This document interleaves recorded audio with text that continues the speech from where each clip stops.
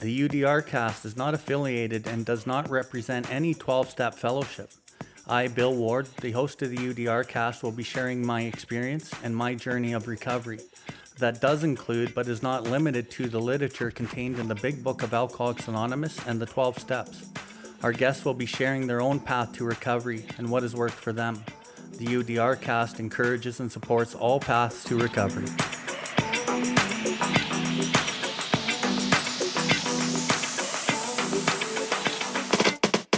Welcome everybody to the UDR CAST. UDR stands for Uncover, Discover, and Recover. My name is Bill Ward, and I'm coming to you from the recovery capital of Canada, Calgary, Alberta. Here we are going to discuss everything recovery, different perspectives, different experiences, both with the people I know and with others from around the world. If you resonate with anything you've heard on this episode today, we ask that you share it with anyone who you think may benefit from it. If you have any questions or comments, please find us at BILLWARDLIFE and send us a message in the info section. We'll get back to you as soon as we can. If you are interested in more recovery content, you can find the buttons for the YouTube channel and other social media outlets on the homepage, and you will be redirected to those platforms. We can recover, one person, one family, one community at a time.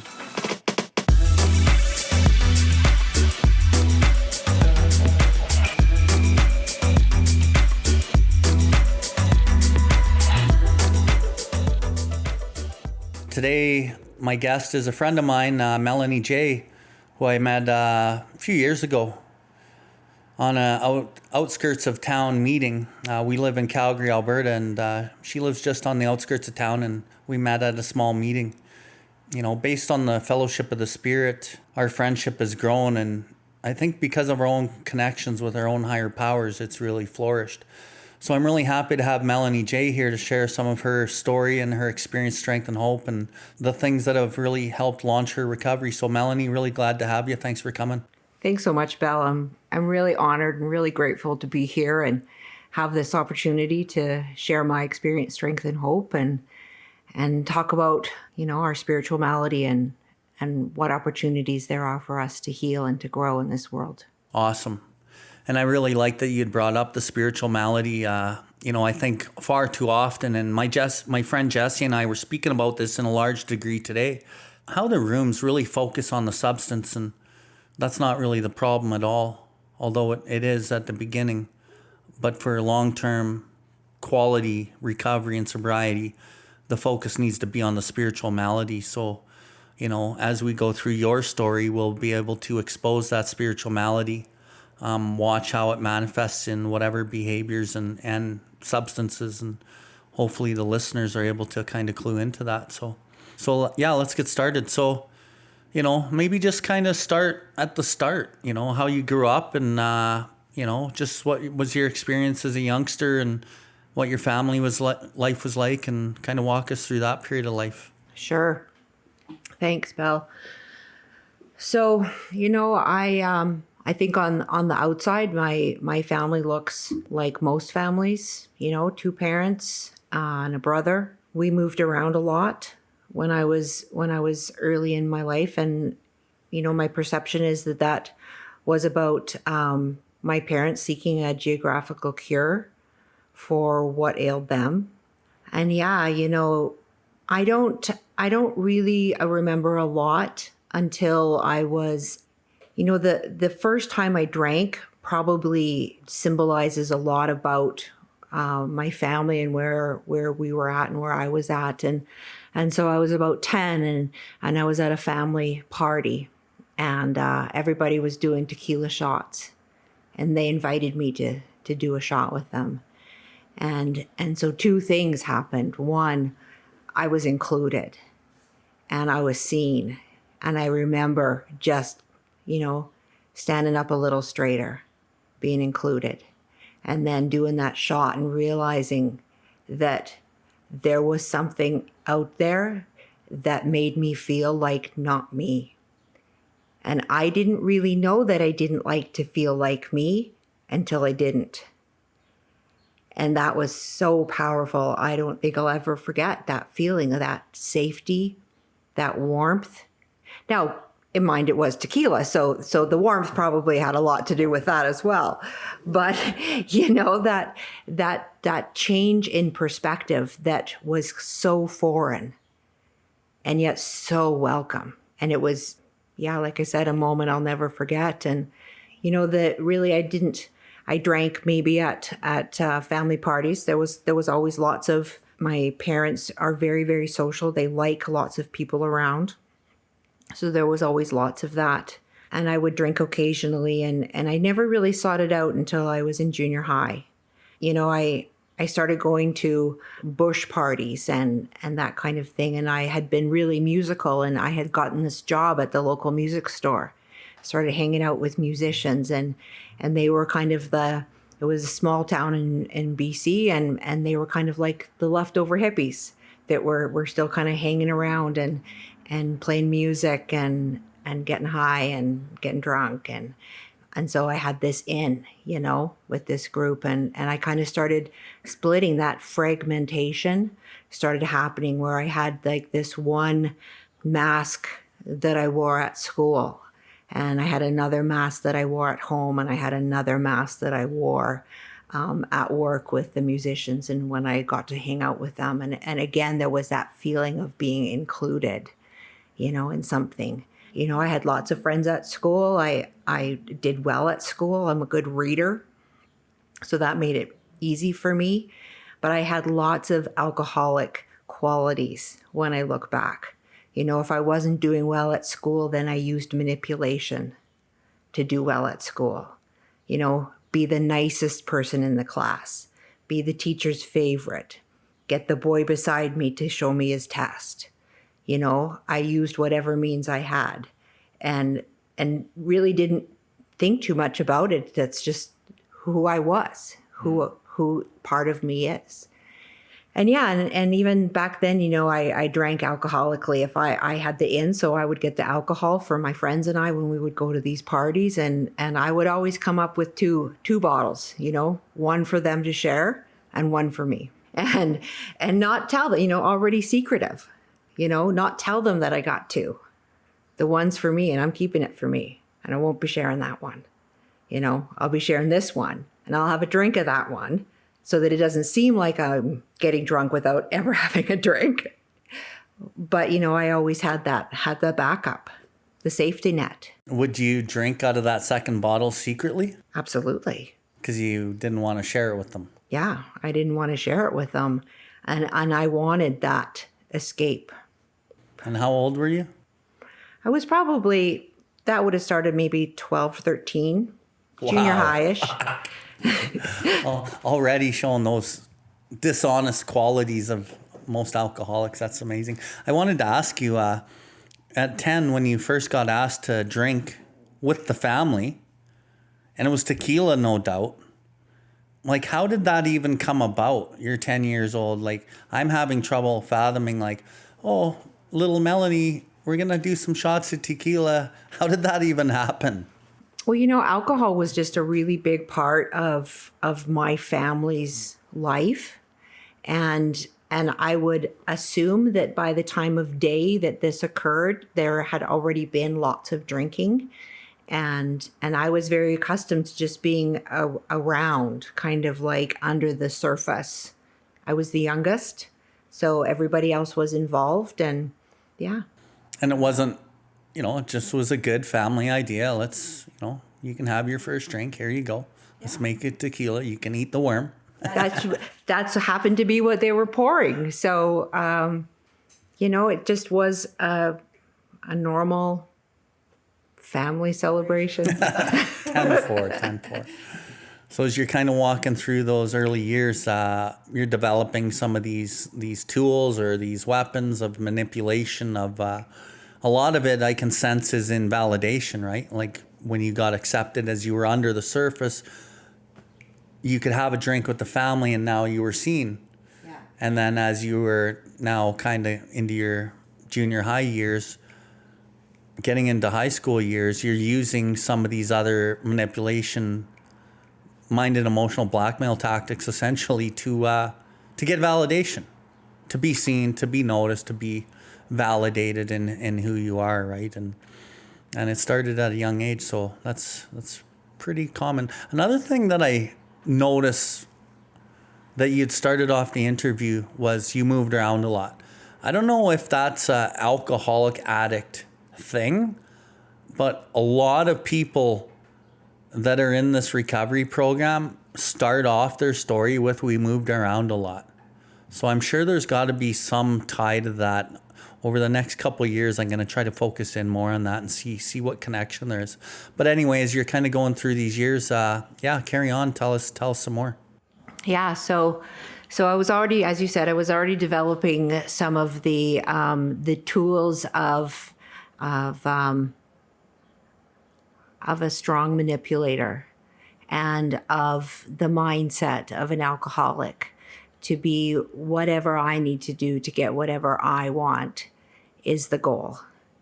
And to make decisions. And the very first seriously alcoholic decision I made that I was not drunk for was in my final year of high school. And like I said, I was good at school. I had already been accepted into medical school in Calgary based on a pre-med at UBC. And it involved me staying in the town I lived in for the following year. And one day I decided, you know what, I don't think I want to live here anymore. And so I went to the guidance counselor and I said, find anything that's still open, I'm going to apply. Anything that's not here. And within a couple of weeks, I moved to Calgary. So completely abandoned a plan that I had worked on and put a lot of effort into to make a complete life change, and packed up right after high school and came to Calgary instead. Yeah, that's a good sign of early alcoholism too, right? How did your family try to get you to stop and stay and keep to your original plan? Or were you they were letting you do your thing by then? Yeah, they really let me do my thing. I tend to be a bit strong-willed. However, that really wasn't the kind of relationship we had anyway. My brother was already here. My brother is older than I am, 4 years older than I am, and he lived here already, and I'd already come and spent a couple of summers living with him here. In my small family group, he definitely is the mature one. So it didn't seem unusual that I would just do what I was doing. And a little foreshadowing, he is an alcoholic as well, right? He is. I'm going to share a little bit about him, in a few minutes, Okay, so now you're in university in Calgary, just kind of on a whim, and you don't know anybody. I'm sure that the drinking takes on a new life now, being with a whole bunch of young people and many of them party animals, and you're in university and you're exploring new life. So how did that go for you? That was like a whole new world. Suddenly so many people that didn't know me, didn't know my family, the sense of anonymity that I now could live in, created a whole new level of acting out in secrecy and using people to my own advantage, and really have that validated within my peer group, because I'm in nursing school now, and I'm living with other nursing students, and we're all kind of in that same age group, that 17, 18, 19, where we're drinking and we're kind of playing with men's emotions and experiencing the power of that as young women. And I just took it to a whole nother level. I didn't have a meal plan at university. I had a very financially astute plan to date for meals. And that's how I ate in university. I dated. Sometimes it worked out well, and sometimes I went a little hungry. But I didn't really see anything wrong with that. I really didn't have that insight. I just was a real selfish, self-centered, this is what I need, and was a liar. Was there a lot of drinking happening at this point? Lots of drinking, and really the celebration that I can do it out in the open, So I have the bottle in my room for before, And then I can join the other girls for the pre-bar with the getting ready. And now I'm included, right, in this atmosphere. And as I told you, part of way through, like maybe like year 2.5 or year 3 of university, I lived in residence with the girls on the other wing of my residence were girls that had come from a Bible college. And I just remember wanting them so much to like me, wanting them to include me. Like they were good people. And I really wanted to be included with them. And I started going to church occasionally with them. Loved it and hated it at the same time. I loved that I could see people that had like purpose and confidence and peace and certainty in their life. And I hated it because I never felt more different inside than when I was in those groups. So there was a kind of a deep sense of envy there? I would say a deep sense of envy and a really deep, firm belief that I fundamentally was less than. So in the 12 and 12, Bill writes a line. It says, the feeling of anxious apartness. Was that kind of the feeling? Absolutely. Absolutely. And again, it comes back to, putting that mask on and being what those people wanted me to be, because I never felt like who I was underneath that would have value. And one of those core beliefs, and the big book talks about, like, you're going to have to give up some lifelong beliefs. And that was one of mine I had to give up because it kept me always thinking about self. Either I need to prove that I'm better than, or I am absolutely worthless. Through this period, was your behavior as you were drunk quite often, quite a bit of the time?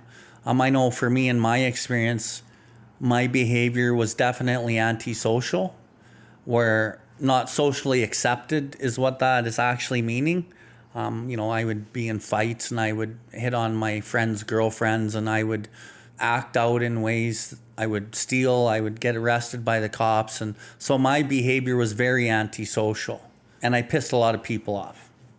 And I pushed people away that even were kind of like me, but I was a little worse than them sometimes. But were you exhibiting like alcoholic antisocial behaviors through these periods of time? Yeah, certainly. And I can see it now, how I just tried to pull power from anywhere I could. And whether that was taking another girl's boyfriend for the night just to prove that I could, not really caring about the consequences. And then, of course, there being consequences. Feeling that guilt and shame the next day when people are telling me, because I've always been a blackout drunk. That wasn't something I moved to. That was just the way it was for me. And so hearing the stories and seeing some of the scorn on my peers' faces, definitely, like if anybody was going to take their clothes off and streak, it was going to be me. If there was anyone that was going to lay down in the middle of the street just to make cars go around and see what would happen, that was me. Just really not caring about myself and not caring about the people around me. Wow. Knowing you today and hearing some of that, like, it just doesn't add up, right? But of course, we know you've had a psychic change because you've done the work, but that's pretty interesting. Some of that stuff. As your friend, I didn't know some of that. Anyway, so you were powerless already at this point. So do you believe you had crossed the line from moderate, heavy drinker to alcoholic in that time while you were in university? Or do you think, given sufficient enough reason, had you known some facts about the illness, you might have been able to stop or moderate then? Do you have any take on that? You know what? I don't know that I was ever a moderate drinker. I feel like it's likely that I had already crossed the line. That's the way I'm made. And there's times in my story where I went periods without drinking, but I substituted other behaviors for the substance during that time. But my thinking and the pathways in my brain were fully established as alcoholic, certainly by that point. And I left nursing school based on my second really big alcoholic decision. So I was in my last year of nursing school, and I had a particularly challenging day in clinical practice, and I went back to the dorm and I was like, you know what? I don't like nurses. I think they're bitches. I don't think I'll be a nurse. And the very next day, I withdrew from nursing school. And I moved out of nurse's residence that weekend, and I moved in with my brother. My brother was always that safety net. And I moved in with my brother. And then I really entered into a period of not drinking as much. So when I drank alcoholically, but I was more of a binger rather than a daily kind of drinker in that period. And it was through that period then that I started shifting my substance to how to succeed in the world, how to fill that void inside of me, that same I am less than, that core loneliness that feels like a ton of bricks on your soul. You know, I started looking for other ways to find relief from that. And so I started working, and I started looking for the things that I thought I would find happiness in. I found a good guy, and I got married, and I started to build a career, and I went back to school, and I got some education. And then we started to build together, and we got a house in the suburbs, and we got a dog, and we got a cat, and we got a boat, and we got a trailer. And you know, I start putting all of these things together, and it's starting to look like a pretty nice life. And inside, I still feel the same. I still feel the weight of loneliness. I still feel irritable and discontented a lot of the time. And I don't know why. And I start going to psychiatrists, and I start going to self-help seminars and buying self-help books and funding all of that industry, and always thinking the next thing is going to be the one. And that if I could just stick to it, if I could just stick to that doctrine, I would feel better. So you weren't drinking a lot through this process. Nope. But you had alluded to earlier that you had substituted a number of other behaviors in substitute of the substance. Mm-hmm. So these other things, the pursuit of career, it's almost the substance. The pursuit of material blessings and the house and striving for all of these things that, you know, like the book talks about, the delusion that we can rest happiness and satisfaction if we only manage well. And so that's exactly what you're doing. And it is a delusion. You are a victim of it, that you can rest, grab, take, pry out of life happiness and satisfaction if you only manage it well. But just like myself in my own story, very similar to yours, business, built a big business, had a nice house, family, a lot of really cool things. But when I was by myself again, I was still me. So there was that big hole that was still couldn't get filled, and I didn't know what was wrong, right? And by the sounds of it, you didn't either. So, you know, as you're walking through your marriage, acquiring all of these things that everybody wants, that is part of life, where do you go from there? So my husband and I have been married for about 7 years when we finally had our first child. And I was so happy. You know, all I ever wanted was to be a mom and to have this beautiful boy, and he's healthy. And I remember being more full of fear and feeling more broken becoming a mom than I had ever felt before. I just felt like I've got no skills for this. I don't know how to handle it. I don't have it. I can't do this. And that's when my drinking started again. It was after the birth of my son. Wow.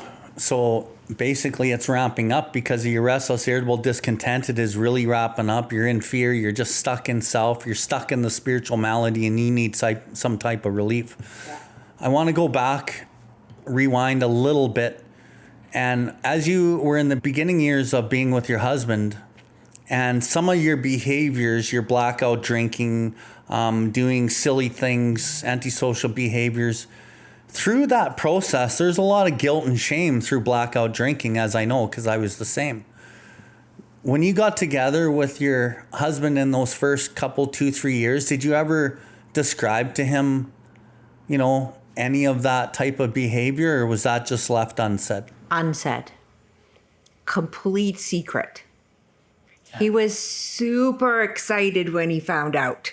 I bet. I mean, he knew that I came from a family that partook in a lot of drinking. He knew my brother, who was a heavy drinker and was exhibiting some of the antisocial behavior as far as getting in fights, getting arrested, it kind of been that more of violence and aggression kind of antisocial behavior. He was engaging in that. And I wasn't, and I kind of thought like, this is what I need. Here's this guy, he loves me and he sees me and he is safe. He is safe and he's got everything under control and I can just slide in there.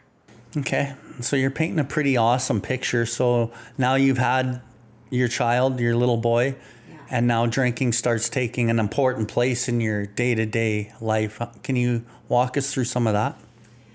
So it started really, I would tie a lot of things in with the culture that we live in, and the mummy juice and all of the kind of symbols that we have kind of in our culture around it being okay to be a young mom, like a mom with a young child, because I wasn't a young mom, but a mom with a young child engaging in day drinking, and doing that kind of thing.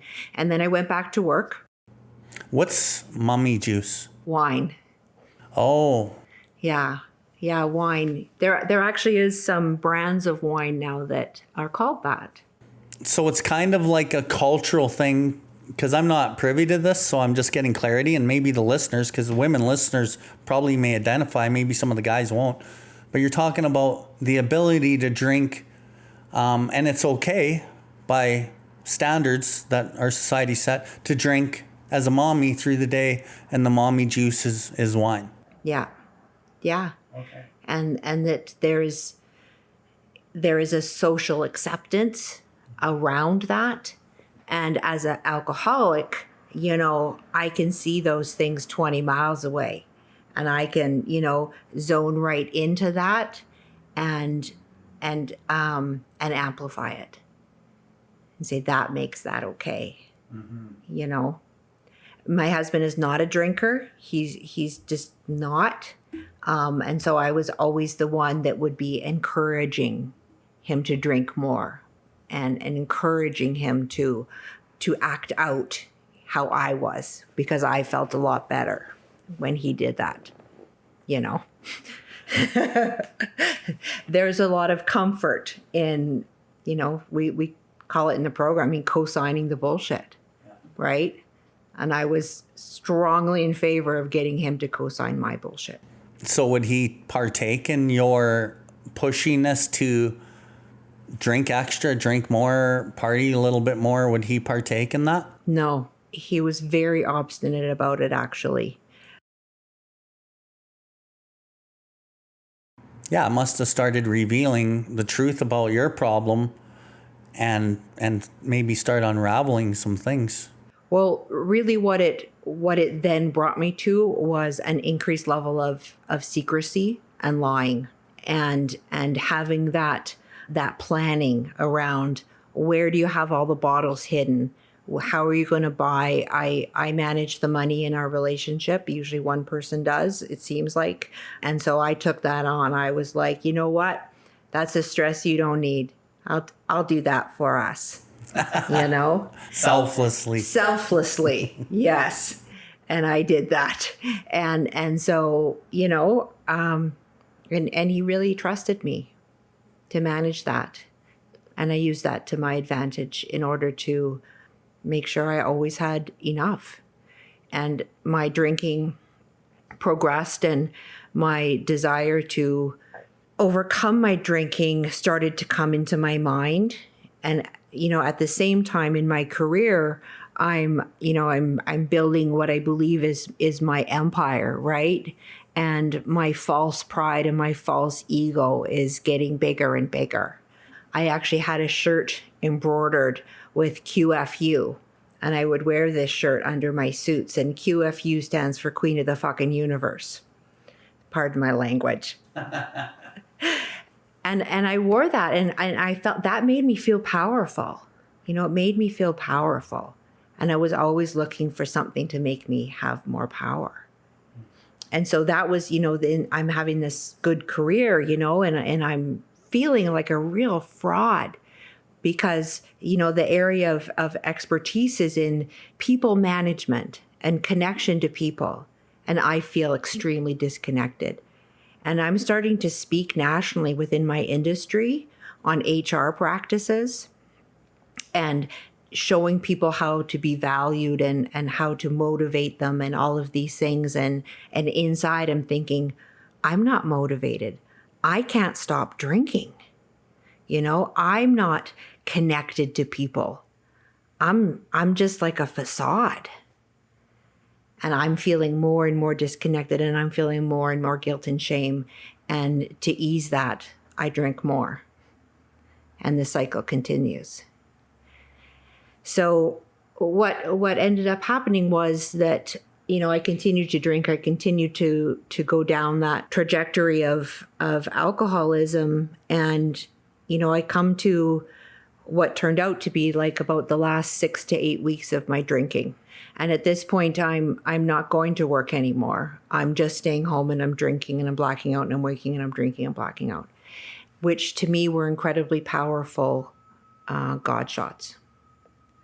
And so the first one that occurred, I was in my room. I drank at home. I wasn't a public drinker in this part of my drinking. The image outside was very different from the image inside the house. So I'm not going to work. I'm just drinking. Obviously, my husband is very unhappy with the situation, and he's kind of off in another part of the house, and I come too. And it's dark out now, and I'm lying half in and half out of the bed. And the last thing I remember, it was light, and now it's dark. And I look over, and I see what probably has brought me to consciousness, and that's that the door to my bedroom is open now, and the light is shining through. And in the doorway is my son. And he's about 9 now. And he's standing there, and he's wearing his little boy PJs still. Because 9 sounds old, but it's still a little kid. And he's wearing these adorable 2-piece PJs. And I can see the look on his face. And the look on his face is confusion and fear and disgust. And I hope to God I never forget that look. In that moment, I felt what he felt, because I remember standing in that spot in a doorway looking in at a parent half in, half out of the bed, semi-conscious with fear, disgust, and confusion. And I never wanted to make my son feel that way. And that was a really powerful moment. But it wasn't enough for me to quit drinking. It was enough for me to justify that I needed to drink more. Because what kind of person does that to their own kid? And I continued to do that for a couple of more weeks. So hang on, I want to jump in there. As you and your husband are disconnecting and you're getting more and more sick, and he's getting more and more sick in his own right, your husband, your child's getting more and more sick, like it's a family illness, right? It really affects the whole family. Had your husband ever come to you and said, like, look, Melanie, you got to get this under control?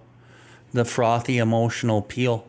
He did try that? He did. He tried talking to me on a number of occasions, saying, you know, he would kind of call me out on some of my lies because I was trying to manage the show of alcohol, you know, and so the box of wine, I had extra ones, and so I would replace the bladder in the box, so it was like the same box.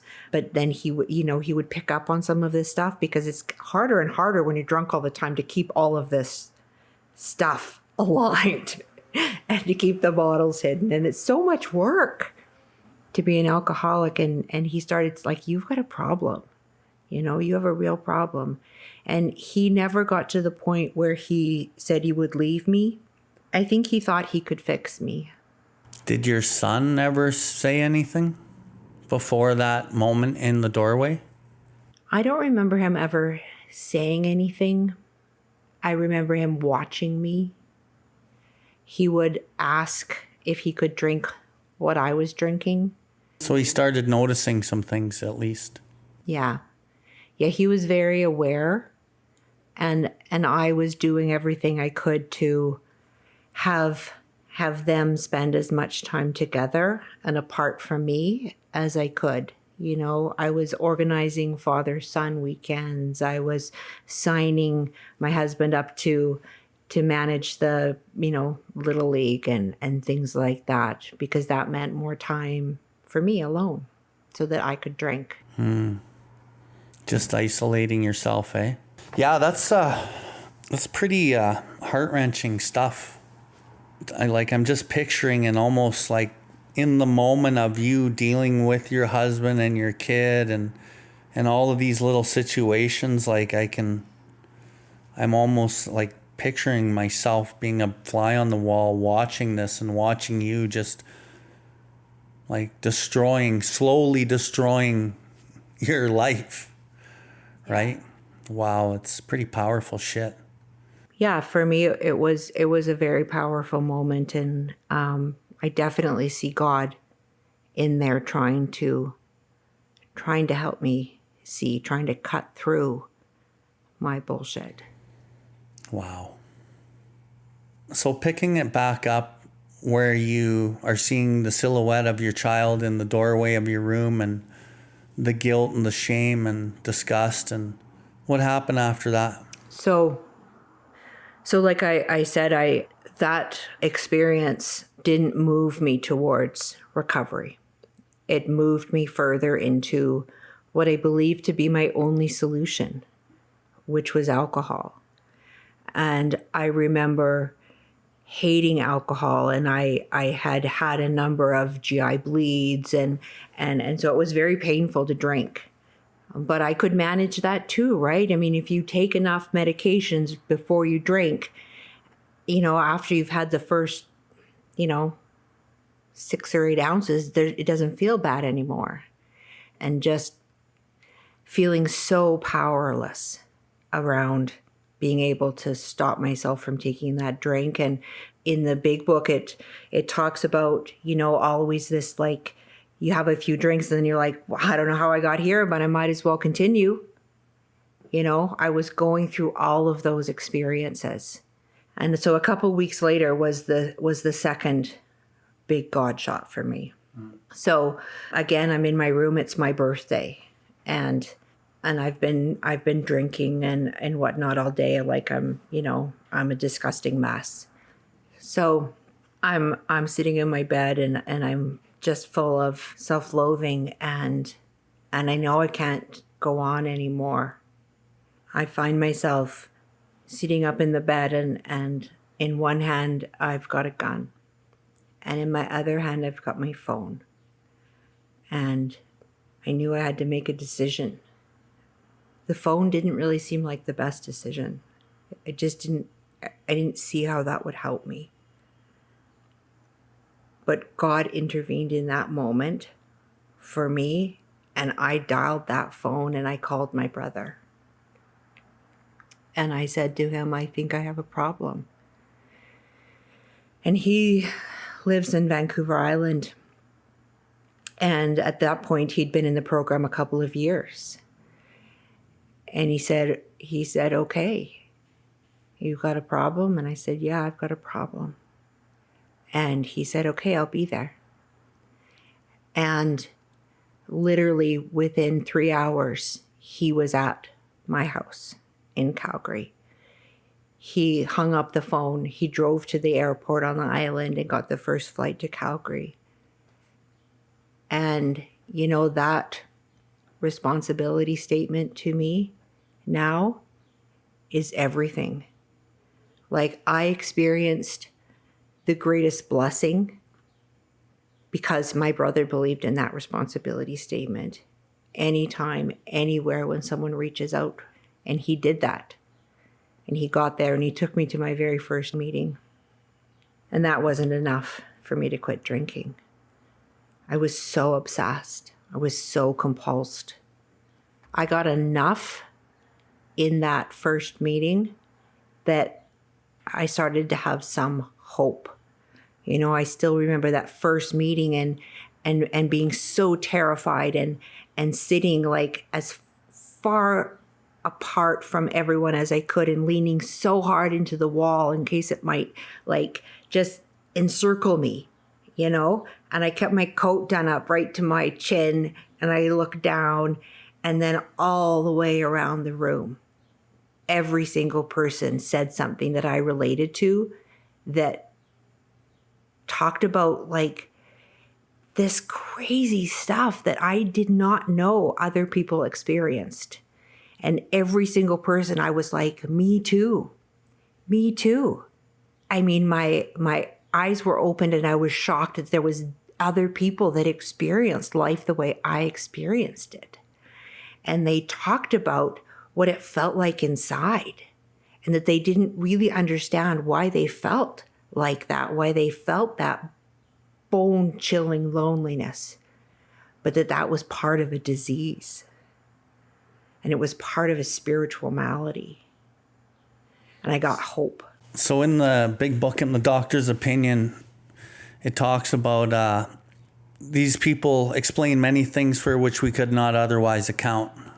And in the doctor's opinion, the main premise of what that is talking about is they're talking about the substance and the allergy and how the obsession of the mind starts and then we put it in our system and then we find we can't stop.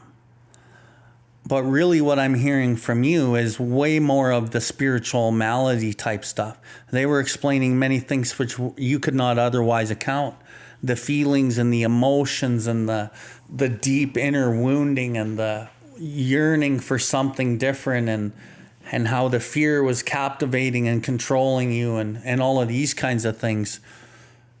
Did that get you more than the talk about the drugs and the alcohol? I think it was both the sharing about the insanity of the obsession, that part of it, because I really thought I was insane.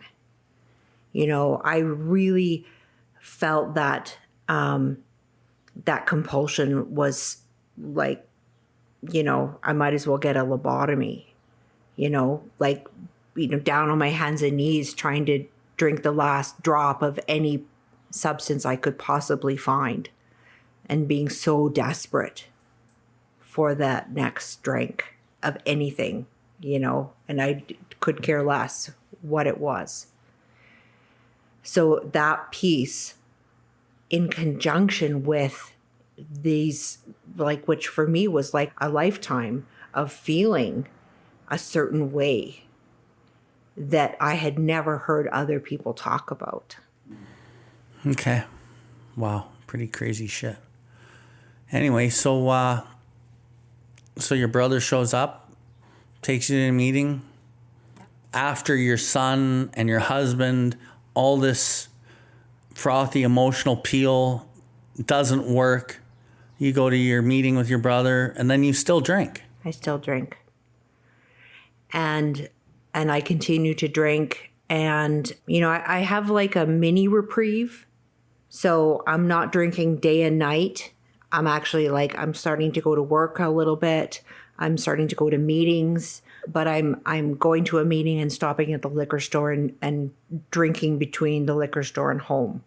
So I'm trying to get what I want out of AA without actually stopping drinking, because I just can't seem to go more than a few hours. So you're trying to use the program as a management system. Right. Try to help you decrease it, basically. Not wanting to, that's just what it turned out to be. Yeah. Yeah. In retrospect, that's what it was. At the time, I wasn't thinking of it that way. I really had the best of intentions. Every day, I had the best of intentions. And I really wanted to quit for my husband, for my son, for my brother. So a couple things this brings up. One, no human power. None of these people, and even the love that you have, and you're going to ruin your marriage. You're going to possibly lose your kid. You're sitting there with a gun in your hand. Your kid's going to lose their mom. And none of this is enough. So that's one point that's, I think, really important for people that are listening, no human power.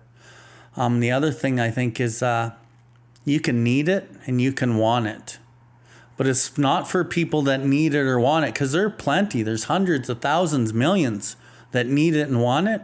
But it's for the people that do it, that want it and do it. And when I say do it, I mean follow the program of action as it's laid out in our big book, right? And so, just that to be really important for the people that might be new or don't understand their true predicament, because the best of intentions will get you fucking nowhere, really. Yeah. So anyway, carry on with your drinking and where it's taken you. Yeah. So in this time frame, this is going on a couple of weeks since my brother's been out. He's gone back home, and I'm kind of doing this hybrid of lives, right? And I'm keeping it from my husband. He thinks I'm doing better, And then one day he finds out, and I have to come clean.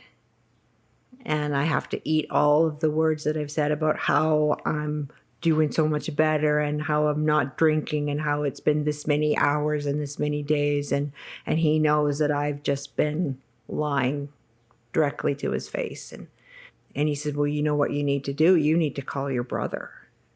And I didn't want to do that, right? My brother has been my hero and just everything to me. And it seemed worse to let him down. And I phoned him, and he had always saved me. I phoned him and told him, and I thought I might get a little of that, yeah, it's hard, a little of that little extra love. And that's not what I got. He said, you need to make a decision. You need to make a decision, and then you need to start working a program. And that was it. There was no fluff. There was no, I didn't get any of the things that I was always trying to manipulate to get. He didn't give me any of it. Pretty sure he learned that in the program. And after that, then I'm you know what? I think my only option is to go to some kind of a lockdown facility to detox, someplace where I essentially I'm under lock and key in order to get a certain amount of time without alcohol in my system. And so that's what I did. I went into a recovery house. I picked one in the middle of nowhere because I really felt like my obsession was so strong, and I knew all the things that I had done to get my substance. I figured I would die from exposure if I tried to walk to the liquor store from this place. So that was my good thinking at that time. And I went there, and it was a great program. And I got 30 days without substance. And the whole time, all I thought about was alcohol. And they would take us out on this bus to take us into town for meetings. And all I could see in this town was the liquor stores. It could have been a beautiful town. I have no idea. But I can tell you where every single liquor store was. And so I got home and I was detoxed. But I was still a full-blown alcoholic in full-blown alcoholism. And I started going to meetings, and I spent the whole next year white knuckling it at meetings. And I showed up late and I left early. I tried as hard as I could not to share and not to talk to people. And on my first birthday, the chair asked me who I'd like to give me my check. And I realized that I didn't even know anyone's name. You know, in the big book, there's the story Vision for You. And on the first page, it talks about this, whistling in the dark and the true new sense of loneliness and a jumping off point. And that finally was my jumping off point. I was living with the demons of the four horsemen, terror, bewilderment. I finally got a sponsor, and I finally started working a set of steps. So hold on. When you talk about white knuckling it, just for our listeners, and I know so many people do not understand their true predicament, and I know a lot of the messages in the room is get that first year away from the substance and you're on your way. I always say you're on your way to where? You're on your way to a relapse, because it's not about really the substance. But we need the distance between that, the time between that, in order to get into the real meat and potatoes of what the program is. So you get a year sober, but you white knuckled it. What is some of the symptoms of the white knuckling it for you, for some of our women and male listeners? What kinds of things would you describe that as? So I would describe it as always feeling a sense of impending doom, always feeling irritable, quickly moving to anger, frustration, having little or no tolerance for other people, becoming more and more focused on my own perceptions of the world, and continuing down the path of manipulating people, places, and things to pull a power that I didn't have, and living like it felt like 200 years in every day in my head, circling things around over and over and over. Basically living in the spiritual malady full on. Full on. Separated from your solution, which is alcohol. Right. No escape from it. No escape from it. You have so much of self stuck on self, but somewhere inside you, you knew that something needed to change. That was probably God consciousness saying something inside you. And then you finally ask somebody to take you through the steps. Most people will drink in that spiritual malady area. And because the pride has reasserted itself and they don't understand the true predicament of this illness, they will usually not ask somebody, try to keep managing it, and then they drink again. You had step one so well, at least the knowledge that you're fucking powerless and what's going to happen, that out of sheer desperation, you finally reached out and asked somebody, correct? Absolutely. Yeah. So that was, as far as my my spiritual bottom, that was it. For me to really see my spiritual malady and to understand and accept that there was a power greater than myself that could restore me to sanity, that moment was my spiritual bottom, my jumping off point. So tell us what happened from that point on. So I had this amazing sponsor who set up a plan, who said, if you want this, this is what we're going to do. We're going to meet. You're going to listen. You're going to do what I ask you to do. And she asked me to commit to that. And she asked me, when it says that you're willing to go to any lengths, what does that mean to you? Actually make a commitment. She asked me to do these things. And I did. I was desperate and I was willing to do whatever she told me. And I was, through that desperation, I was beaten into reasonableness. And I said, I will go to any lengths. And she said, what does that mean? And I said, if I can't get sobriety, then I will walk away from my family, because this is worse than the drunk wife and mother that they had before. This is doing more harm. And I would rather walk away and have them not have me than for me to be inflicting this upon them. And for me, that was the greatest commitment I could make. Later in my sobriety, I do what I do because I've made a commitment to live a certain way. And I have a God conscious now, and I've had a spiritual awakening. But at that point, I didn't. I did the steps. My sponsor walked me through them. I did them to the best of my abilities. Each one of them, at the time, I thought I did a really deep and thorough job. In retrospect, I skimmed the surface, And it wasn't from her lack of trying to sponsor me. I didn't understand, and I didn't seem to have the capacity to go any deeper than the surface. Mm-hmm. My journey in sobriety has been that continual grace of God to allow me to go deeper, to get more. And I did that through coming to another place of awareness.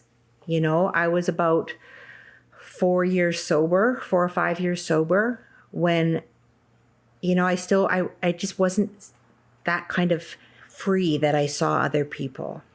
And I started thinking, maybe I've missed something. And the meetings that I was going to didn't seem to have the kind of depth that I was looking for. And I started searching out. And I really feel like when you start searching out, when you're looking to learn, the teachers appear. And I started connecting with people that had gone deeper and had learned more about the literature and really understood. And I started really doing everything I could to learn more and dig more and practice the steps as they're written in our literature as opposed to written on the wall. And I really felt like I did not get this well to be this well. This is not it. I mean, wow. That coming to that point has brought my spiritual experience to a whole new level. It has brought my understanding and my commitment to step 6 and 7, which I practice in the 10 and 11, to something I could never even have fathomed, let alone described. And it's so beautiful. And that practice of actually making a commitment in step 7 after truly understanding what my problem is in step 6, what's blocking me from actually flowing with the energy of the world, and what I've actually committed to in step 7, and to seek and do God's will, and actually working every day through the disciplines of the program to keep that flowing through me. And not every day is like a rainbow. And that's okay, because I have a faith now that says whatever you are going through is part of the bigger plan. And all of these things that you have gone through in your life or that you are going through now are part of what God wants you to learn so that you can be part of his plan, so you can be useful. If I'm 50 years old and I'm finally a useful member of society, I'm finally useful to my peers. And I have the humility to let God do that, however that looks. So we talk about humility, step 7, and I love how you talk about 6 and 7. Humility is the cornerstone principle of all the steps. It's the cornerstone principle of the whole program. Step 6 is essentially learning humility through a lot of fucking pain, humiliation and pain. There's a line in the step 10 that said the pains of drinking had to come before sobriety and the inner turmoil before serenity. The inner turmoil before serenity, in essence, is step 6. Doing something different, changing the behaviors and the outlook and trying to bring God in, even though sometimes it doesn't make sense to do life like that. Like, I've been conditioned to do life in the world of force, prying, manipulating, going, taking, grabbing, whatever it may be. Maybe it's Tinder, maybe it's dating apps. This is how I'm going to find my wife. I'm going to go get that. And then some manipulation on the texting between the people where I'm not fully honest, right? This isn't really my story. It's a story of my sponsees. But in the same breath, I can live through my sponsees' experience because it's a human experience. And maybe getting jobs, lying a bit. Well, they're going to find out that I'm a convict if I tell them and they won't give me the job. Well, no, you be honest and you tell them that you've been in recovery and you're an ex-convict and you put that on the application. Don't withhold that information, because that's the prying and manipulating and managing of life that actually causes our failure. Telling these little white lies and all of these kinds of things, it doesn't make sense to be honest and moral all the time. So to not do those things is very difficult. And there's a lot of pain. Because sometimes as you are moral, maybe you don't get that job. Yeah. Right? Yeah. Maybe they're not hiring you because of what's on that application. But after time, you realize that God does have a plan. And how it worked out, look at where you are now, bro. You're in this position where everything is great and you're using your prison experience and your addiction experience for usefulness. And you didn't even have to go find it. It just came to you. So the common sense thus becomes uncommon sense. But going through that emotional turmoil to learn these lessons, a lot of people take the easy route and they go back to the old behaviors, the old ways of life. And then if you live the same way you've always lived, you will do what you've always done and you will need relief again and will pick up again, because now we're living in defective character again. Yeah. If you do what you've always done, you will feel like you've always felt and you will get what you've always got. Right. And what I got by doing that was drunk and alone. But it took you all the pain and inner turmoil and your willingness to fucking change, right? And bring Creator in to help you with the change, because you couldn't have done it on your own or you wouldn't be here. You would have changed it years ago. But left to your own devices, you can't change it. Like the book says, as marshaled by your own will, we'll fail utterly. Yes. So you have now used Creator to help change the character. And through that humiliation and pain, humility, you get to, like, the desired humility that we're looking for, the step 7 humility, a desire to seek and do God's will. Yeah. And it doesn't mean that you live life as a saint or do it perfectly. No, it just not means at all. you try your best with the best possible attitude to be a good person in this world. And the best way to actually do that is to follow the directions within our literature, right? Right. And following the directions, and this really shocked me because I've got a big ego. Following the directions actually works. If you follow the directions, you get the promises.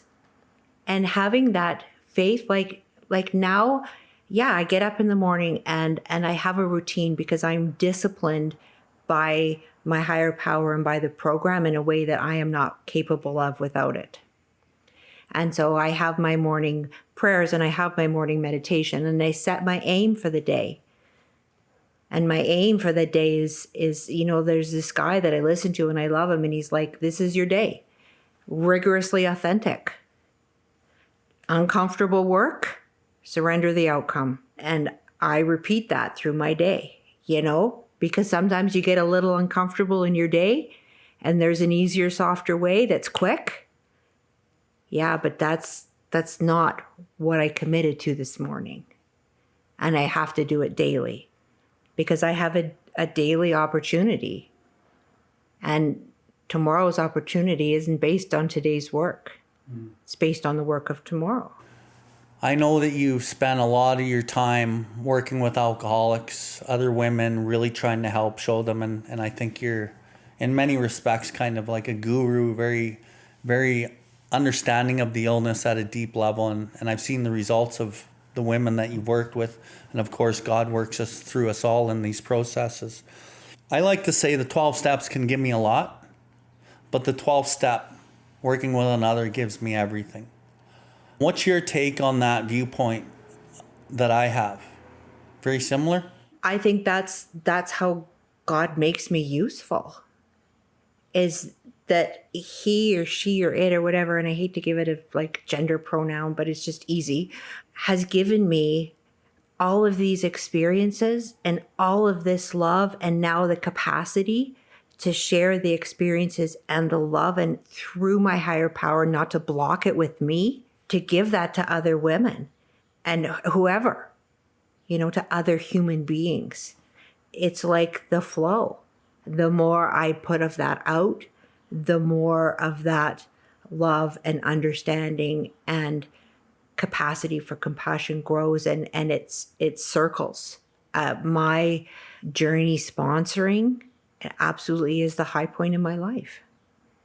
I wish there was a couple of hours extra in a day because I could talk to a few more people. So when we talk about self-reflection in this program, essentially that's what it is. It's becoming aware of what and who you really are in any given moment.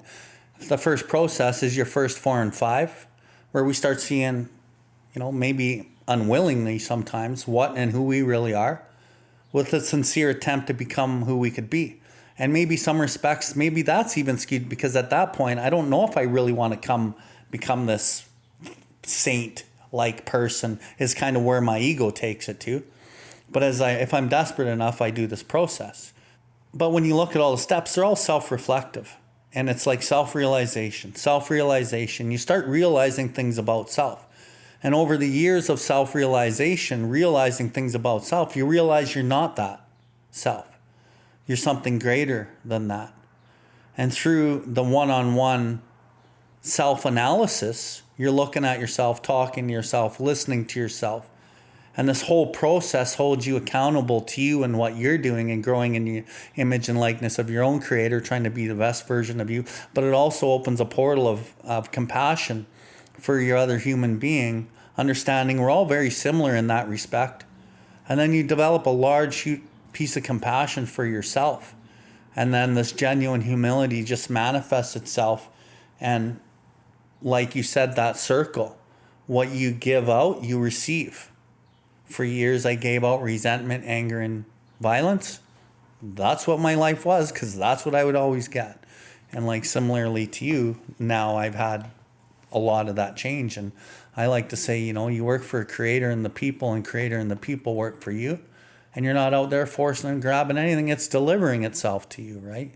Yeah, it just shows up. And you know what? It can't be self-directed, because I do not have the capacity that the higher power that I work towards working for has. Like the vision and the complexity and what that's brought me to, I could never have conceived that. Never. It's outside my conception. My conception is human. And so the best thing I can think of has nothing compared to what God has in store. Okay, so in closing, for any women or members out there struggling that are trying to do a program of recovery that maybe are lost, do you have any closing words for our listeners? Absolutely. The biggest change for me that I truly wish everyone could hear and hear repeatedly is that this program and this power outside ourselves and bigger than us is available to all of us, regardless of whether you think you're worth it, regardless of whether you think you can do it. It is. It's one of the only things I know to be fact. It's available, and it's available through following some simple directions, and the directions are laid out. and there's people waiting to share it with you. But you gotta walk towards it, not away from it. That's amazing, Mel.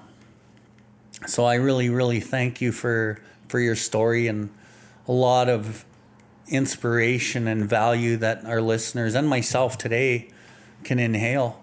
So I really want to thank you for joining us here today and for your service to try to help other people. And it was really, really a pleasure to have you here, Mel.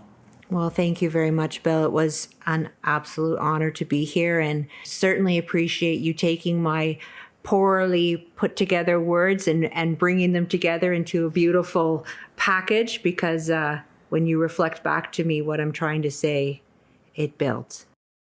Thank you for tuning in to the UDR CAST. We hope you have enjoyed this episode. The viewpoints and the opinions expressed today were solely of the individual sharing them. If you resonated with this episode, please follow us and share this link with anyone that may benefit from it.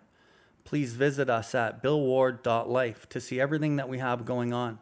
We can recover, one person, one family, one community at a time.